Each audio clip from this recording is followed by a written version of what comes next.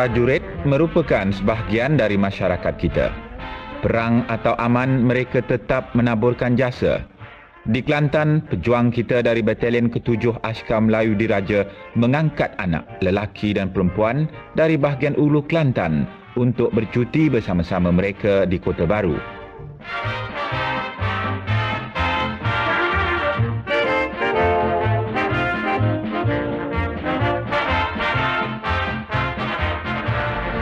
Sejajar dengan matlamat dasar ekonomi baru, hendak memodenkan kehidupan desa, anak-anak dari luar bandar ini diberi peluang untuk meninjau cara hidup di kota.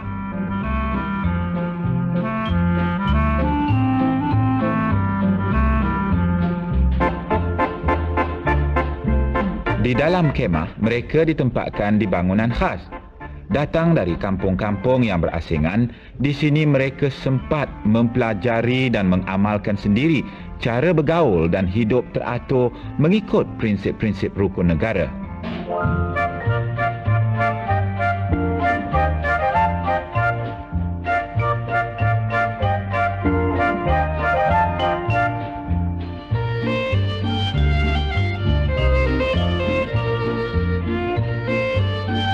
Di sini dapatlah juga mereka meninjau serba sedikit kehidupan askar kita. Kini fahamlah mereka mengapa prajurit kita tegap dan kuat orangnya.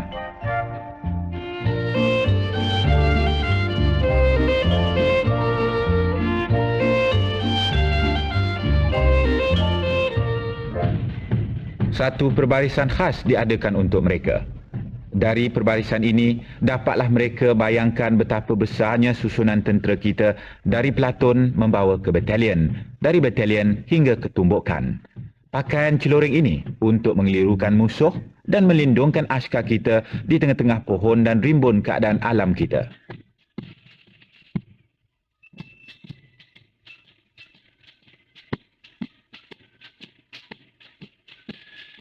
Pancaragam, tentera biasanya menggunakan alat-alat tembaga, tetapi yang ini bermain seruling.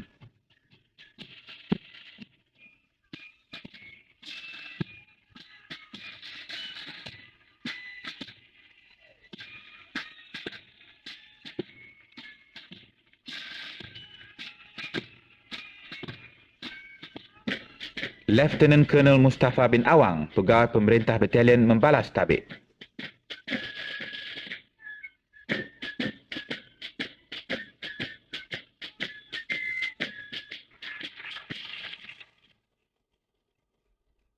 Makin mendalam lagi pengetahuan anak-anak itu mengenai angkatan tentera kita bila mereka dibawa ke pameran tentera. Torpedo, salah satu senjata untuk meletupkan kapal yang digunakan oleh tentera laut kita. Hendak menggunakan ini mestilah tahu sains dan teknologi.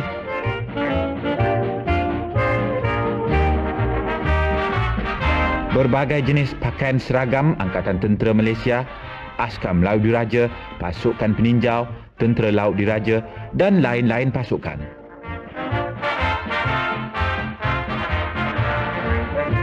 Juga dipamerkan gambar-gambar sejarah tentera kita, bom dan roket. Tentera kita dalam keadaan berjuang.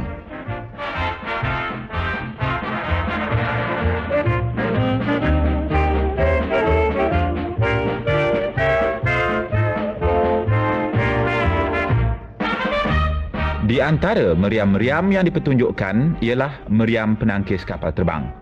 Dalam peperangan moden, di mana banyak digunakan kapal terbang, meriam seperti ini sungguh besar gunanya.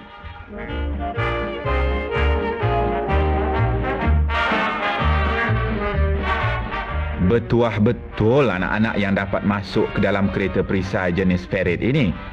Kereta ini banyak digunakan untuk meronda dan mengawal konvoi dan membantu askar-askar gempur.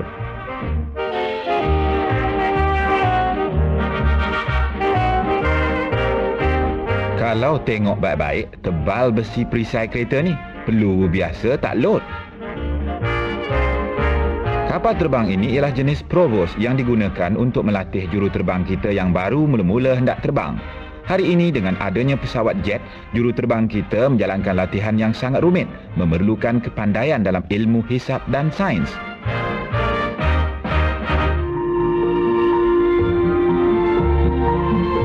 Sesudah melihat serba sedikit tentang tentera, mereka pun dibawa ke bidang awam dan sektor swasta.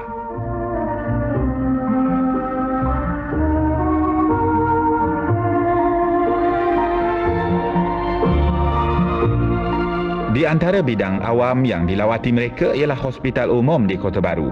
Di sini mereka meninjau gunaan sains dan teknologi dari segi perubatan pula. Puas mereka dibawa merayau hingga ke wad kanak-kanak.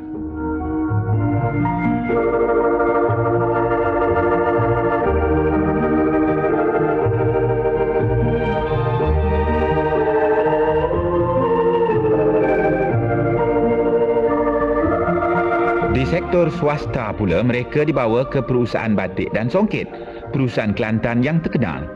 Siapa kan tahu apa yang sedang terlintas di fikiran si anak muda ini, cara yang pantas agar dapat batik Malaysia melilit dunia. Kerana perusahaan batik dan songket kita masih menggunakan tangan lagi.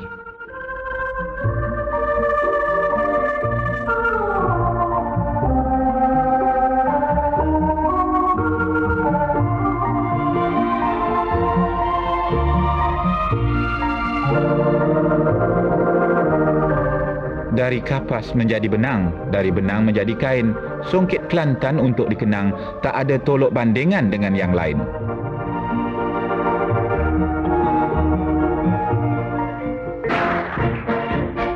Setelah dibawa melawat dan dihiburkan, kini diberikan pula galakan dan perangsang.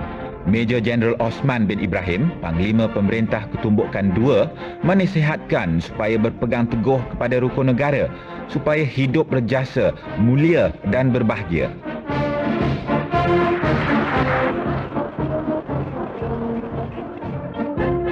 Sebagai satu tanda kenang-kenangan dari anak-anak angkat itu, maka disampaikan kepada tentera kita suatu cenderamata. Berpisahlah kini si anak angkat. Kelak setengah-setengahnya akan kembali lagi mengikut jejak bapa angkatnya supaya dapat bersama-sama berbakti kepada Ibu Pertiwi.